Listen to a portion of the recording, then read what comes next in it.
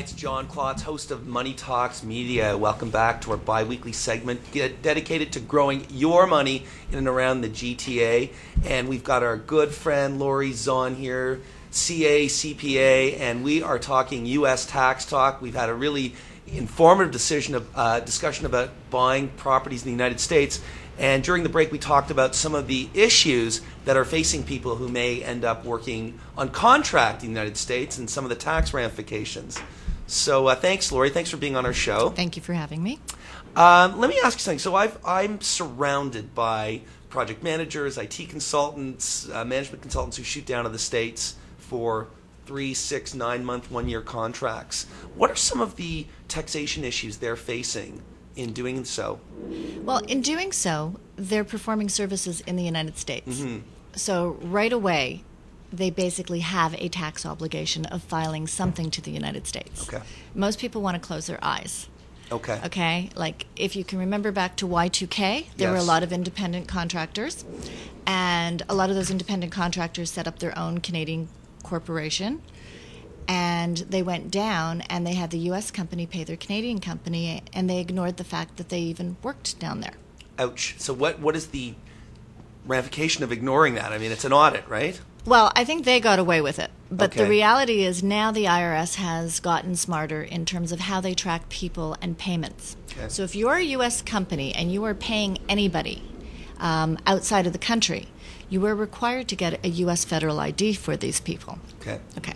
So even if you were the independent contractor now and your Canadian company was performing the service, even though you're really going down into the United States to perform the service, the U.S. company, before they pay you, has to ask you for your U.S. ID, for the Canadian company's U.S. ID.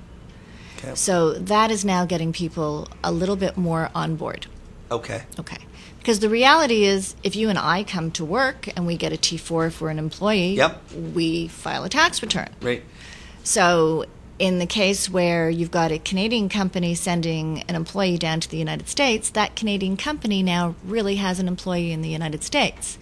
Right. And technically, they really should receive a W-2 for the services they are performing. Is that the equivalent of our T4? Yes, a Okay. W-2 is the equivalent of our T4. Okay. If they're an employee. Okay. Okay. And I think you're referring more to contractors? Let's focus our decision. Why don't we talk about contractors? Is that Okay. is that kind of where you're seeing it, or At more the employees? I see a bit of both, Okay, but with carry on. employees it's clearer, because what happens is if they're taking a position down in the United States Right. with a U.S. company, that U.S. company is going to give them a W-2, which is equivalent to the T4, and they're Okay. going to file. Okay. With a contractor, it's a little bit more foggy in Okay. the sense that they may not always come under the radar screen. Okay. Okay. But what they should do is they should figure out how they should comply. Because the reality, if somebody's paying you $30,000 to come down to the United States for a month, then you've earned that $30,000 in the United States. Right. So even if you're not a resident of the United States, you should be filing a tax return as a non-resident on the $30,000 you earned in the United States. And you correct me if I'm wrong, you come across people who probably took that $30,000 and never did a U.S. tax return. I'm sure Correct. you've seen that in your practice. Correct. Okay, carry on. Um, Bad. we see that all the time, but Yeah. I mean, people feel that they live in Canada, Right. we pay taxes on our worldwide income, and therefore that's the only place that they should be filing their tax returns to. And they're not informed. They're not informed. I understand. And that's part of why we brought you out on the Right. show, to inform people. Carry on. And the other thing is now they have to file another U.S. tax return, Right. and that's more filing fees, and they have Yes. to pay somebody like me, and it's more complicated. What is your hourly rate? My hourly rate is $400 an hour. Remember that. Okay. And it's well worth it. It's well worth it. Yeah, okay, But understand. in addition to the fact that there's an hourly rate, obviously I also run a compliance shop. So I Yes. do tax returns, based on an idea of what time it's going to take me in conjunction to, Yep. a preparer to do. Understand. Okay. Carry on. For the independent contractors, the other issue people should be more aware of is residency. Okay. And we haven't focused on residency because in Canada we file our tax returns based on being a resident in Canada, Right. and we file worldwide. So if you're 25 years old and you're an IT genius and you've Yes. been offered a 2-year contract into the United States, then you should come talk to me about breaking your Canadian residency ties and not paying any tax to Canada, period. How would that work? So how long do you have to be a non-resident for before This is all good. So the rules are really complicated, Yes. but the reality is there's a whole bunch of factors you have to look at. Okay. Okay, so realistically, there's Canada's domestic law, there's the U.S. domestic law, and there's the treaty between the two of us. Okay. Right? So if I was single and I had no children and I wasn't married, and I was offered a job June 1st, Okay. with a U.S. company, I could sell my house by the end of May. Yes. Close my bank accounts, close my Visa cards, get rid of all my political and religious affiliations and organizations, break my residency ties on And May your bank 31st, and my bank account. Okay. Although there is the practicality that you can't break everything all at once. Right. But I if it's understand. my intention to move to the United States, Okay. June 1, and stay there for Whatever. at least 2 years, Okay. in theory, then I could break all of my Canadian residency ties and only pay tax to the United States, United States. on that income. Interesting. Okay, so but 2 years is sort of the point of where it makes sense. It's kind of the point where it makes sense. Okay. I mean, CRA looks to your intention, Right. right? I mean, if you're just doing it so that you can get out of tax, but your complete intention is to come back to Canada, then maybe it doesn't make sense. Okay. But for a lot of these people who get really good job opportunities, they don't end up coming back. Right. Right. Okay, fair enough. What other issues are facing these contractors? I know there's Canada Pension Plan and things like that, and carry on. Well, if they're only going down as a non-resident and they're remaining resident of Canada, then they can file their U.S. tax return, and then they can report that same income on their Canadian tax return, take a foreign tax credit.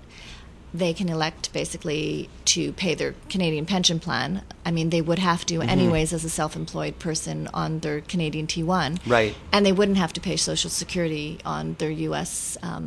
Income. They wouldn't have to pay any of their benefits because it's just an income stream as a non-resident. So if they're a Canadian citizen going down for, say, under 2 years, they will have to pay Social Security on their U.S. income? No. No? As an Okay. independent contractor, when we file the tax returns, we basically say that they are exempt from paying U.S. Social Security because they're paying Canada Pension Plan. Okay, So thank there's you. agreements between Okay, there's Canada and the United States. They don't want with to double respect- tax you. Exactly. Okay, fair enough. What about in terms of when they want to buy RSPs up here, and they're receiving U.S. income? How does that impact their income Canadian-wise? If they're a Canadian resident Yep. and they are reporting 100% of their income, including the income that they've earned in the United States, Right. then that's still going to create RSP room for them. Okay, So they'll just carry on as carry on if business nothing's as usual. changed. Okay, all right. In terms of like spousal pay, let's say they're self-employed and they own an incorporated company and the money's paid in the U.S. to their incorporated company. Can they still do things like income split with spouses, stuff like that? Or There's you're a lot smiling. of. I'm smiling. Well, income splitting Is is it a dumb never. question, or is it? Income splitting has never been legitimized in Canada, right? When okay. people give their spouse an income, and somebody recently asked me that question. Yes, go ahead. They have to be giving their spouse an income for the performance of service, right? Right. She's running the back office. She's coming in and doing the bookkeeping. She's coming in and doing the sales calls. Okay. We're not legitimately just allowed to split income. In the United States, it's much better. They file married filing jointly. They file one tax return for the husband and the wife's income. That's so much better. It's fair. Especially if there's a big discrepancy in income between husband and wife. Anyway, carry on. It's definitely Yeah. fair because Yeah. if you look at a husband and a wife in Canada Yes. and each are making $50,000 apiece, Right, versus the husband who makes $100,000 Right. and the wife stays home. right. The gentleman that makes the $100,000 will probably pay about $35,000 in tax. Right. The couple that's husband and wife each making $50,000 will Right. probably pay $25,000 in tax, and they'll be $10,000 ahead. Right. Where in the United States you do married filing jointly, and those two couples would be on the same playing platform. Period. Now, this is an aside. How do you feel about their taxation compared to ours? I like their taxation better than ours. Why is that? Well, their rates are lower. Yes. There's married filing jointly, Yes. so they don't have to have corporations. They don't Yeah. have to have the games. They get to deduct their mortgage interest and their property Right, taxes. it's all good. Yeah. which is a really good benefit to them. It allows the middle income family Mm-hmm. to live better than our middle income family. Interesting. And you've studied both of them. I know. I mean, that's the general feeling is they've got a much more lenient tax system, especially for higher earners. And They have a fairer tax system in some ways. Okay. But then somebody else would argue about their medical system. So Right. yeah, you can't just look at their tax system, because if you don't have proper medical coverage and you're sitting in a hospital and somebody's asking you to make a payment or give them a Visa card before a doctor can see you, you might not be too happy. That's a different story. And actually, in terms of these contractors going down to the United States, I assume you're encouraging them to get all sorts of travel insurance or Absolutely. yeah, Absolutely. Do you deal with that in your practice? Do you find some people aren't adequately taking care of themselves in terms of providing themselves the right type of coverage when they go do these contracts? I actually really don't ask them how much medical coverage they have unless they're going down for a long term. Mm-hmm. And if they're going down for a long term, they're usually sponsored by an employee. Okay. And don't forget, they can't just leave, because Yes. there's immigration issues. Right. So they have to have some type of immigration visa to just, Right. Continue going down across the border and being allowed to work. Okay. Anything else about the contractors, some sort of tips that contractors could know about? Well, one of the things is, if a contractor is working for his own Canadian corporation, then he is an employee of his CCPC, Canadian Controlled Private Corporation, and therefore, in most cases, he will create a permanent establishment for his Canadian corporation in the United States. Okay. So the first thing he does is creates the filing responsibility for his Canadian corporation. Interesting. Okay.